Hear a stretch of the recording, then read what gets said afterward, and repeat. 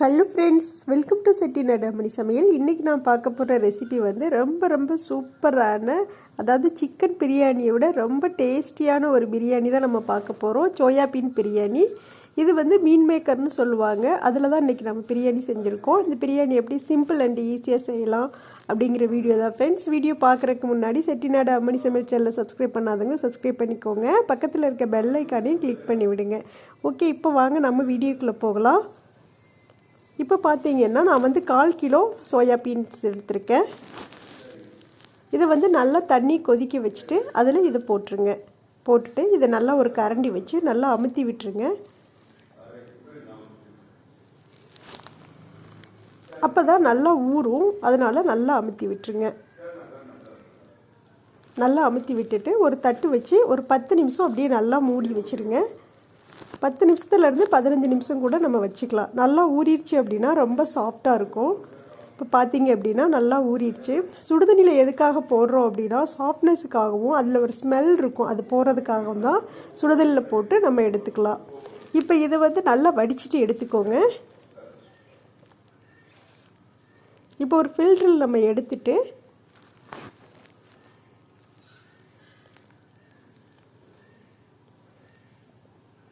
பாருங்கள் எவ்வளோ நல்லா ஊறிடுச்சுன்னு.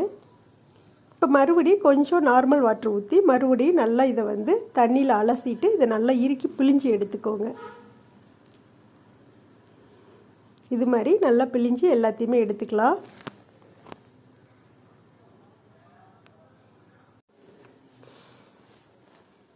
இப்போ எல்லாத்தையுமே பிழிஞ்சு எடுத்துட்டோம். பாருங்கள் நல்லா ஊறிடுச்சு. இது மாதிரி நல்லா சாஃப்டாக ஊற வச்சு எடுத்துக்கோங்க. அடுத்து அடுப்பில் ஒரு குக்கர் வச்சுக்கோங்க. குக்கர் நல்லா சூடானதும் இதில் 2 ஸ்பூன் நெய் விட்டுக்கோங்க. நெய் நல்லா உருகட்டும். நெய் நல்லா உருகிடுச்சு. இப்போ இது கூட 2 பிரிஞ்சி இலை, 1 அன்னாசி பூ, 2 பட்டை, 2 ஏலக்காய்,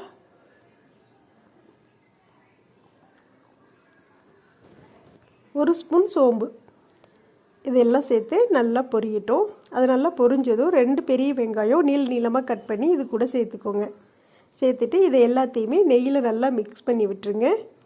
இது நல்லா வந்து வெங்காயம் வந்து நல்லா பொன் முருவெல்லாம் வதங்கணும். நல்லா வதங்கட்டும்.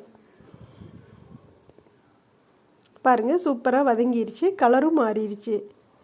இப்போ இது கூட ஒரு 3 பச்சை மிளகாய் சேர்த்துக்கோங்க. நீங்கள் காரத்துக்கு தகுந்த மாதிரி மிளகாய் சேர்த்துக்கோங்க.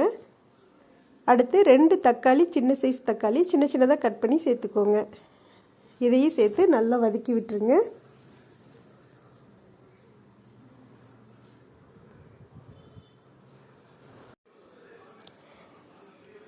பாருங்கள் இப்போ ஓரளவுக்கு நல்லா எல்லாமே வதங்கிடுச்சு. இப்போ இது கூட 1/2 ஸ்பூன் இஞ்சி பூண்டு பேஸ்ட்டு சேர்த்துக்கோங்க. சேர்த்துட்டு இதை நல்லா மிக்ஸ் பண்ணி விட்டுருங்க. இதோட பச்சை வாசனை எல்லாம் போகட்டும். அடுத்து இது கூட ஒரு கொத்து கருவேப்பிலை சேர்த்துக்கோங்க. பிரியாணிக்கு கருவேப்பிலை போட்டும் செய்யலாம், போடாமலும் செய்யலாம். இது நம்மளுடைய ஆப்ஷன் தான். போட்டோம் அப்படின்னா கொஞ்சம் நல்ல மணமாக இருக்கும். அடுத்து இது கூட 1/2 ஸ்பூன் கரம் மசாலா தூள் சேர்த்துக்கோங்க. நீங்கள் உங்களுக்கு காரம் வேணும் அப்படின்னா நீங்கள் மிளகாத்தூள் கூட 1 ஸ்பூன் சேர்த்துக்கலாம்.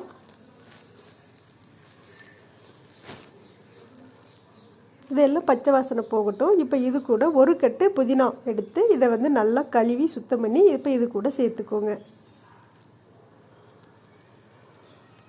புதினா ஓரளவுக்கு நல்லா சுருளை வதங்கட்டும்.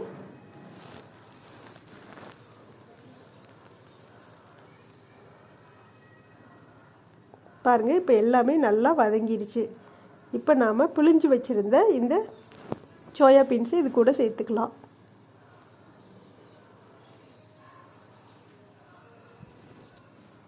சேர்த்துட்டு இது கூட நல்லா மிக்ஸ் பண்ணி விட்டுருங்க எல்லாத்தையுமே.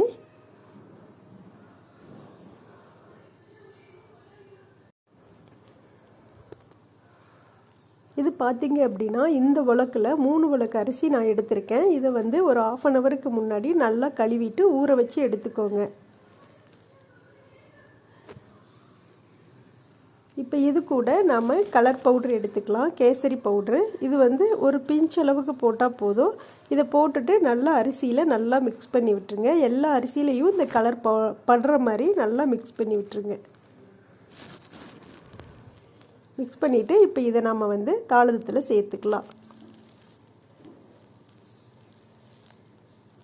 இப்போ இதுக்கு வந்து தண்ணியோட அளவு வந்து 1 கப்பு அரிசிக்கு 2 கப்பு தண்ணி எடுத்துக்கோங்க. அப்போ 3 கப்பு அரிசி நான் எடுத்திருக்கேன். 6 டம்ளர் தண்ணி சேர்த்துக்கலாம்.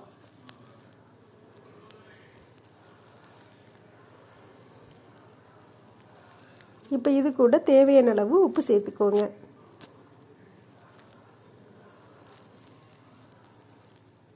உப்பு சேர்த்துட்டு எல்லாத்தையுமே மிக்ஸ் பண்ணி விட்டுடலாம். ஃபைனலாக கொஞ்சம் கொத்தமல்லி சேர்த்துக்கோங்க. கொத்தமல்லி சேர்த்ததும் எல்லாத்தையுமே இன்னொரு டைம் எல்லாத்தையும் மிக்ஸ் பண்ணி விடுங்க. இப்போது இது கூட 1 ஸ்பூன் நெய் விட்டுருங்க. கடைசியில் நெய் விட்டோம் அப்படின்னா பிரியாணி வந்து நல்ல மணமாக இருக்கும், ரொம்ப டேஸ்ட்டாகவும் இருக்கும். அவ்வளோதான். இப்போ தட்டு வச்சு மூடி வச்சிடலாம்.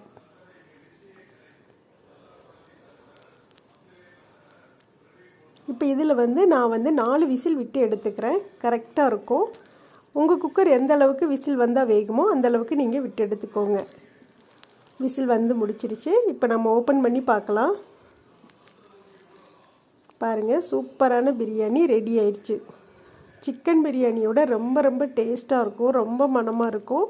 இப்படி ஒரு டைம் கண்டிப்பாக எல்லோரும் ட்ரை பண்ணி பாருங்கள். செஞ்சு பார்த்துட்டு எனக்கு கமெண்டில் எப்படி இருந்ததுன்னு சொல்லுங்கள். அவ்வளோதான் ஃப்ரெண்ட்ஸ், சூப்பரான பிரியாணி ரெடி ஆயிடுச்சு. இந்த ரெசிபி உங்களுக்கு கண்டிப்பாக பிடிக்கும்னு நினைக்கிறேன். பிடிச்சிருந்தது அப்படின்னா செட்டிநாடு அம்மனி சமையல் சேனலை சப்ஸ்கிரைப் பண்ணிக்கோங்க. பக்கத்தில் இருக்க பெல் ஐக்கானை கிளிக் பண்ணி விடுங்க. உங்கள் ஃப்ரெண்ட்ஸ் ஃபேமிலி எல்லாருக்கும் ஷேர் பண்ணுங்கள், லைக் பண்ணுங்கள், கமெண்ட்டில் எப்படி இருந்ததுன்னு சொல்லுங்கள். ஆரோக்கியமாக சமையல் செய்து அன்போடு பரிமாறி ஆரோக்கியமாக